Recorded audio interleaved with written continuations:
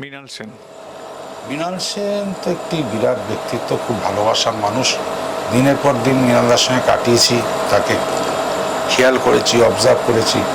তার একদিন প্রতিদিন এবং আকালের সন্ধানে দুটো ছবিতে আমি দুটো ছোট ছোট চরিত্রে অভিনয় করেছি, দুটোতেই পুলিশ অফিসার। উনি আমাকে দেখলেই পুলিশ অফিসার মনে করতেন। হ্যাঁ, তো এই আমাদের ছাত্র তাপস যেটা বললো যে বেশ বিশাল চেহারা ছিল আপনার, তখন আমার এত বিশাল দেহি এবং খুব স্টেডি ছিলাম, বয়সটা কম ছিল।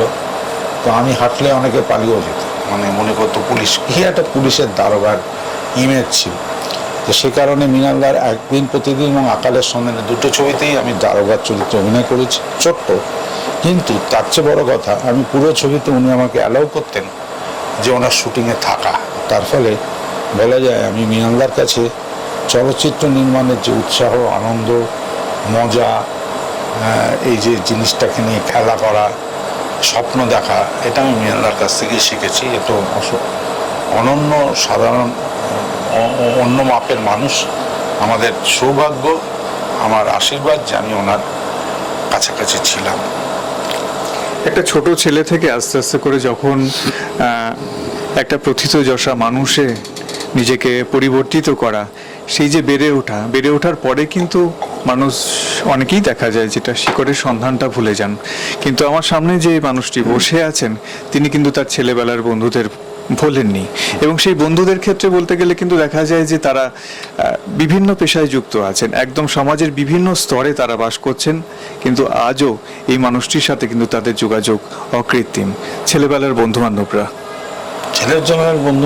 এখনো আমার খুব কাছের। আমি যেখানে জন্মেছি সেখানেই থাকি এবং মাঝে মধ্যেই তাদের সঙ্গে আড্ডা মারি, ঘুরে বেড়াই। হয়তো সেই অর্থে বাস্তব অবস্থায় তাদের সবার যে সাকসেস এসছে, সার্থকতা এসছে তা নয়।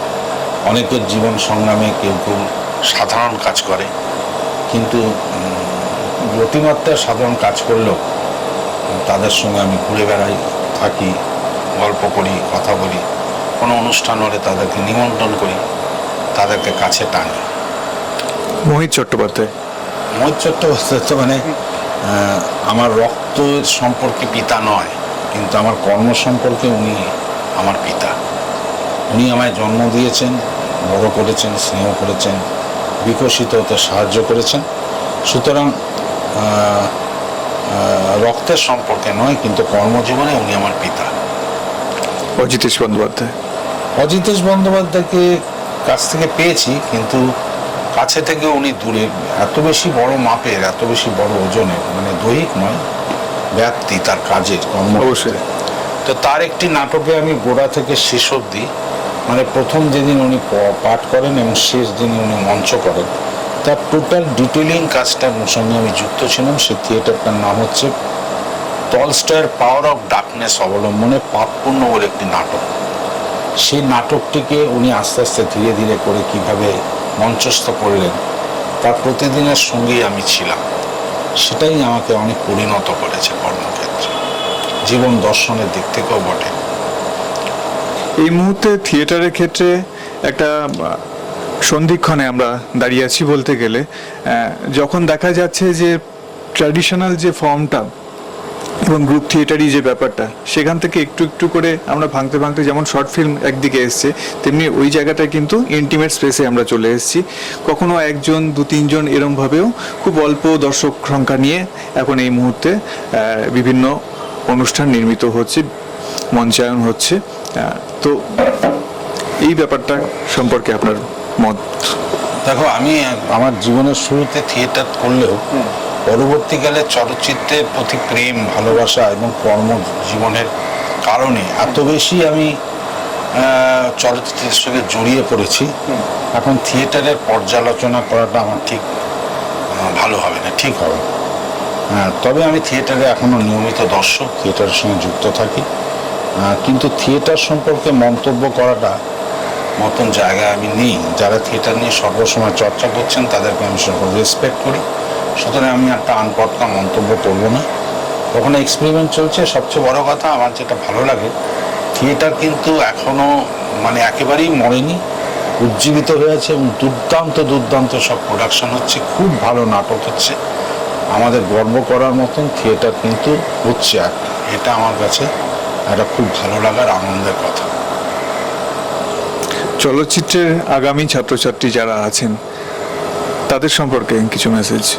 দেখো, আমি অজিতেশ বাবুর কাছ থেকে, মৃণাল সেন, মোহিত চট্টোপাধ্যায়, এদের কাছ থেকে যেটা শিখেছি সেটা হচ্ছে যে মানে যেটাকে বলে হোল টাইমার, সর্বসময় ওই একটু শখের থিয়েটার করলাম, শখের সিনেমার কথা ভাবলাম, এরকম করলে হবে না। 24 ঘন্টা 24/7 চলচ্চিত্রকে ভালোবাসতে হবে। বলতে গেলে মানে you should walk with film, sleep with film, eat with film, dream with film, everything, every moment, every fraction of second তোমাকে ফিল্মের সঙ্গে থাকতে হবে, ফিল্মকে ভালোবাসতে হবে, জানতে হবে, তার উপর পড়াশোনা করতে হবে, সিনেমা দেখতে হবে, এবং সিনেমা করতে করতে, সিনেমার চর্চা করতে করতে সিনেমা শিখতে হবে। আর ধ্যান জ্ঞান সব কিছু যেন সিনেমা হয়। তবে আমি মনে করি যে আগামী দিনের ছাত্ররা বা যারা কাজ করতে চান তারা নিশ্চয়ই সার্থক হবে। দামু দামু তো আমাকে সবাই বলে, আমাকে পারলে দামুই বলে। হ্যাঁ, কারণ দামুতে যে কথাটা বলা হয়েছে, এই আমাদের ছাত্র তাপস এরা খুব প্রিয়, ওর ছাত্র, ওর ছেলেও, সেটা হচ্ছে দামুতে যেটা বলা হয়েছে সেটা হচ্ছে তুমি যেটা জীবনে চাও সেটা যদি সঠিকভাবে চাও, মানে একেবারে মন থেকে, প্রাণ থেকে, আন্তরিকতার থেকে সাধনা করে সেটা চাও, তাহলে কিন্তু তুমি সেটা পাবে। তাই দামুর হাতি পাওয়াটা কিন্তু সিম্বলিক। আসলে হচ্ছে দামুর হাতি পাওয়া আর আমার সিনেমা করা একই, অর্থাৎ সিনেমা করতে চাওয়ার ইচ্ছেটাকে যে প্রায় দামুর হাতি চাওয়ার মতন করে ভাবতে হবে। ভেবে যদি আমি তার জন্য চেষ্টা চালিয়ে যাই এবং চালিয়ে যাই, তাহলে আমি সিনেমাটা করতে পারবো, যে কেউ করতে পারবে।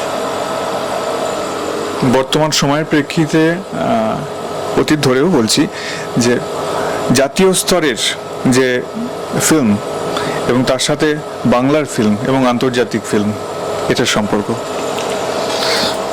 বাংলা চলচ্চিত্র কোথায় দাঁড়িয়ে? আমার সে সত্যজিৎ একদিন বলেছেন একটা ইন্টারভিউতে, খুবই সত্যি কথা, যে সত্যজিৎ রায়, মৃণাল সেন, ঋত্বিক ঘটক ইত্যাদি বাঙালি চলচ্চিত্র পরিচালক, ইত্যাদি বলা উচিত না, অজয় কর বলো, তপন সিনহা বলো, তরুণ মজুমদার, এই যে একটা ক্ষেত্র আমাদের কাছে চলচ্চিত্রে, সেটা কিন্তু সারা ভারতবর্ষের কাছে প্রায় মানে অনুকরণীয় গেছে। হ্যাঁ, এবং তার প্রভাব আমরা বোম্বেতেও দেখেছি।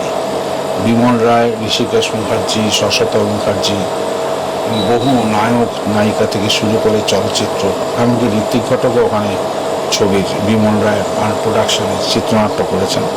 তো সেই যে একটা প্রভাব বা শক্তি ছিল বাংলার, সেই শক্তি কিন্তু এখন দুর্বল হয়ে গেছে। হ্যাঁ, তো যাই হোক, পরবর্তীকালে আমরা দেখতে পাচ্ছি সাউথে বা মারাঠিতে অনেক ভালো ভালো ছবি, যেটা বাংলাদেশের বাংলা ছবির চেয়েও শক্তিশালী। তো সেদিক থেকে চলচ্চিত্রে আমরা, বাংলা চলচ্চিত্র একসময় পথিকৃত হলেও এই সময় আমরা খুব দুর্বল হয়ে আছি। শুধু চলচ্চিত্রে নয়, সাহিত্যে, সঙ্গীতে, সর্বত্রই। আশা করি আমাদের সেটা উত্থান হবে।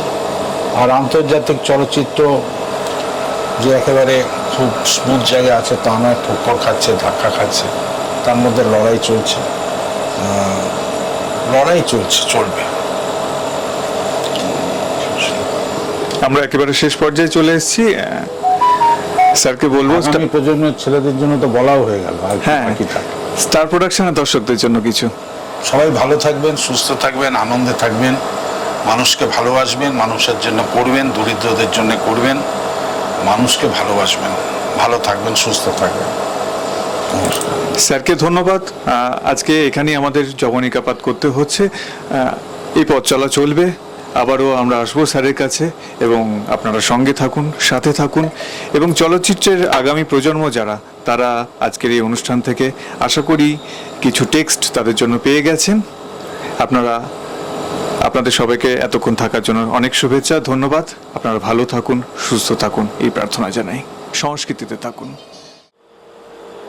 শ্রদ্ধেয় দর্শক মণ্ডলী, আজকে আমাদের স্টার প্রোডাকশন যে চ্যানেল, সেই চ্যানেলের পক্ষ থেকে অত্যন্ত উজ্জ্বল দিন।